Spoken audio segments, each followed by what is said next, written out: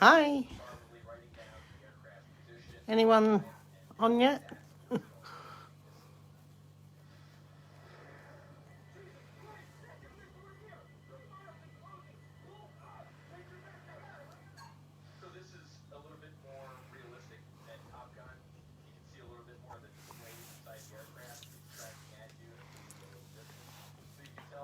Just waiting for people to jump on.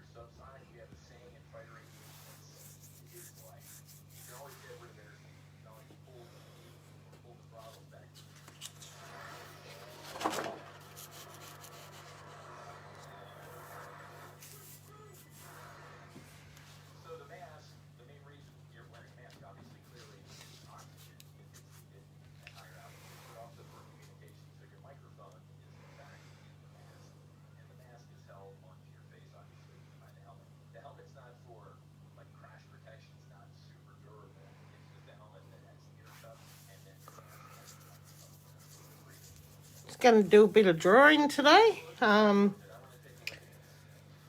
Working out how to block in, knowing your light source, your shadows, your reflections, and making marks and pressure techniques. So I'll just wait a couple of minutes, see if anyone jumps on.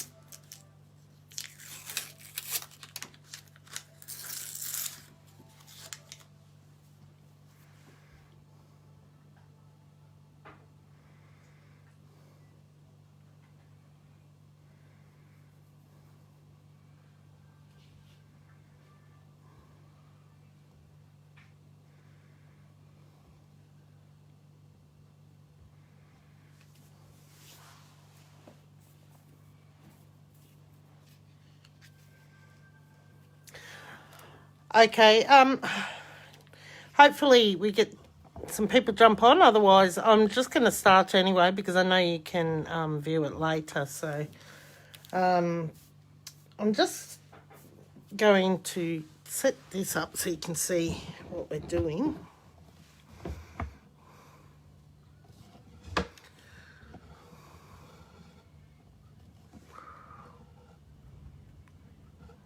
Hopefully that's close enough.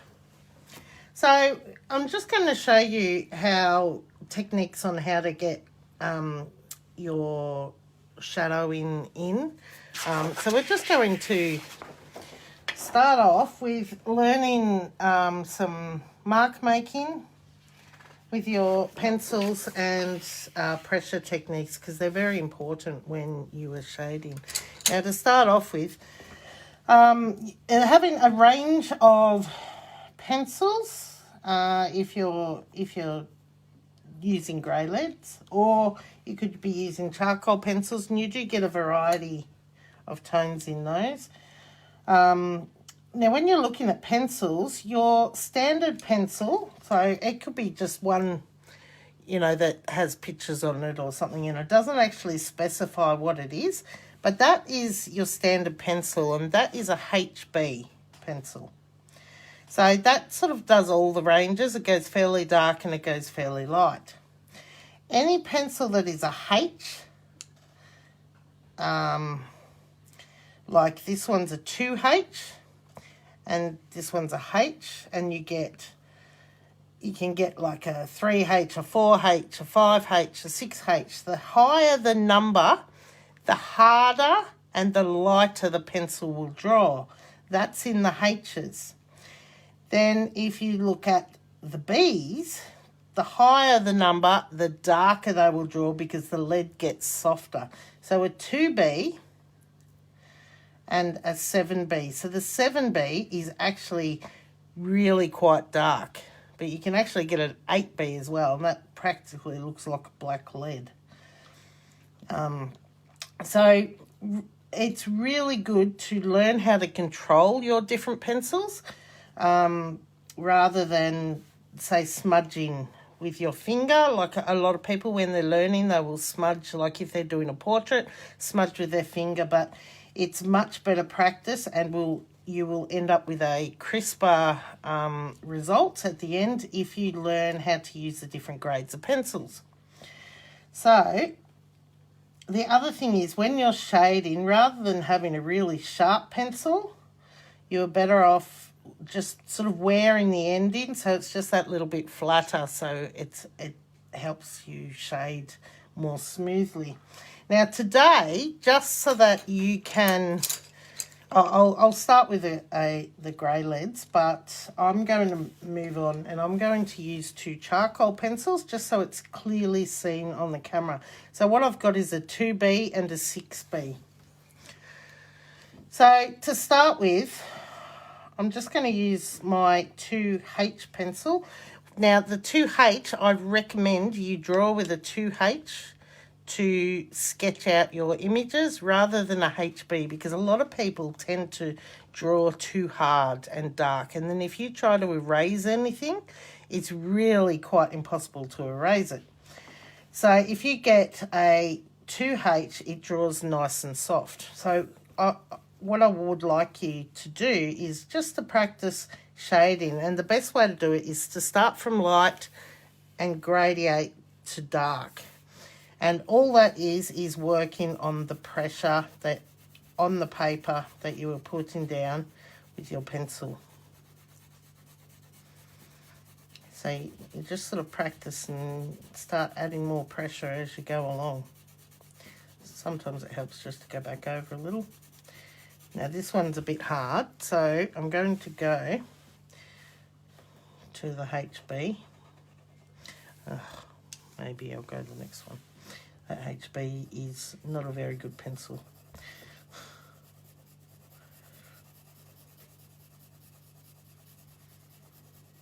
So the closer your lines, the easier it is to shade. So if you see that, I can get that quite smooth, whereas when it was sharp, the lines were further apart. I'm not going very straight here.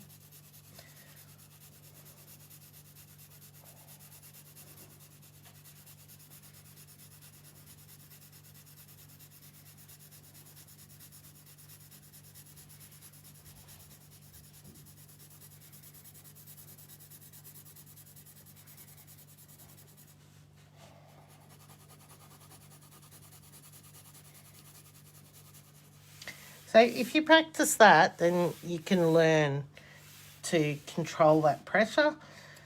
Another good thing to do for the pressure of your pencil is to work out different lines. So you can draw really soft as you go up, and then hard when you go down. Soft as you go up, hard when you go down. Just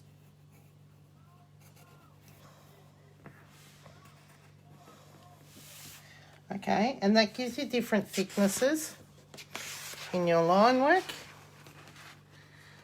as you're doing it.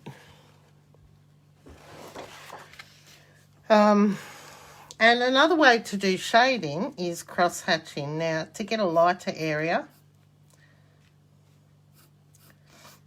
you would do your cross-hatching further apart. If you want it to get darker, you start doing them closer together.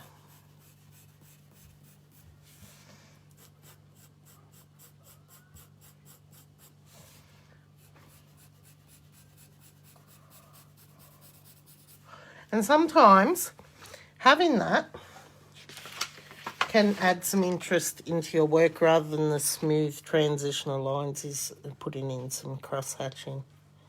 So you can see the different variation. Now some people will try and do cross-hatching like crosses like that. That's not the way to do it. The way to do it is one direction, then the other direction. Or if you notice this one, I did it on an angle. It doesn't have to be straight like that, but you could do them all directions as long as it's like that.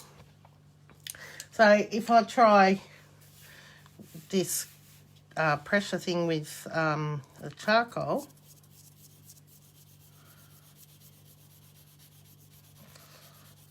you'll notice that it's easier to start seeing that difference when I'm putting the pressure on.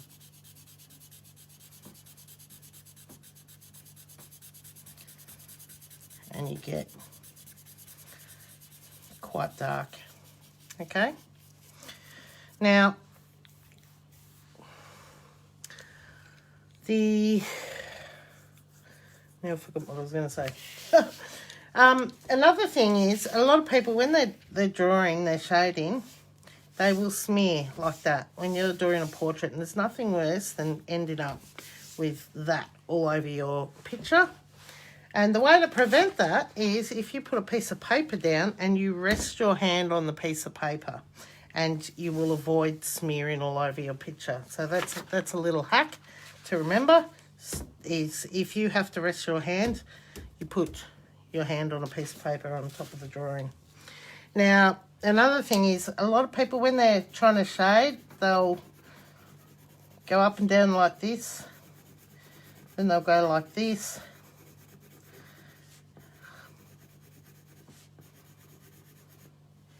And what that's doing is, if you can see here, you can see the lines that it's creating between the sections going across here. And you don't want that. You want a nice smooth transition.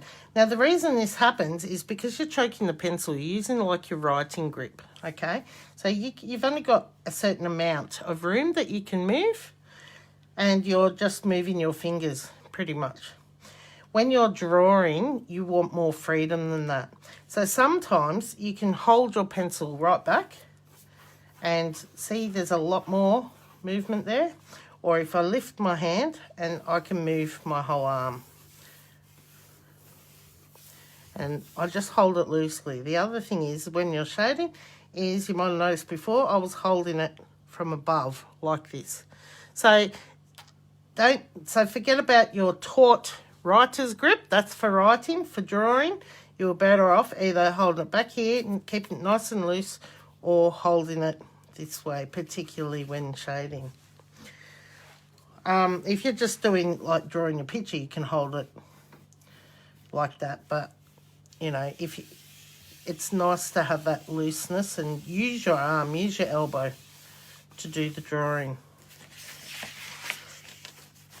Now, the other thing is how many people have had a piece of paper and gone to draw something? And they'll start, you know, I might start, say, drawing this apple. And I might go around here like this, and yes, and then it comes down here. And then I go around here, and it's not going to fit on the page. So I'll just try and squish it in.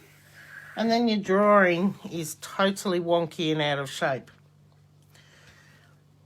But if you've spent an hour trying to draw something, so this is more in the lines of if you're drawing a person or a tree or a car or something, and you're just trying to get it within the paper, the best way to do it is to block down your basic shape. So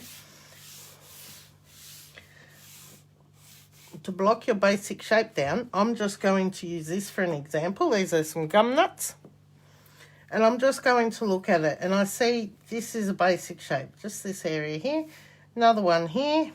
Then we have a line there, and up here, okay? So I know I can get it in. So let's say I'll draw that one, and then I'll draw this one. Then I do some lines.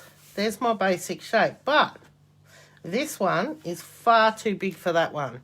But I've spent 2 seconds drawing it instead of an hour. So that enables me to easily adjust the size of that. And I don't use an eraser very often. When I'm finishing a picture, if I do want to, say, get rid of a major line like that, then I will. But otherwise, I will just block that basic shape in. Once you've got that basic shape in, then you can start developing them into the proper shapes. And you can adjust as you go, as you were drawing. So very important, get that basic shape in so you're not A, wasting time, and B, to ensure it is going to fit where you want it to. Now the other thing is when you do something like this, rather than trying to squish it in, let it go off the page. Just let it go off the page. It doesn't matter.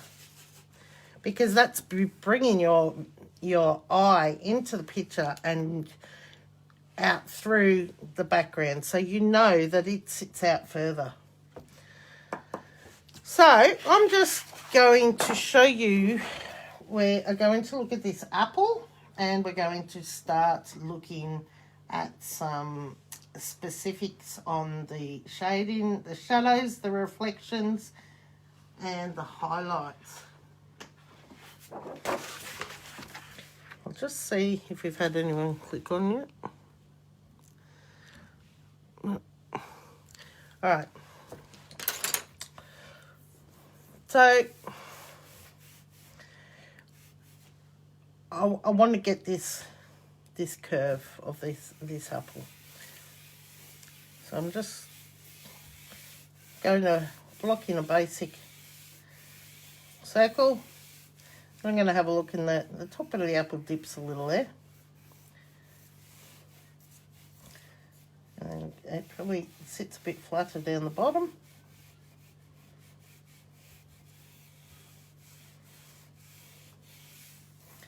It goes around. Now, about here,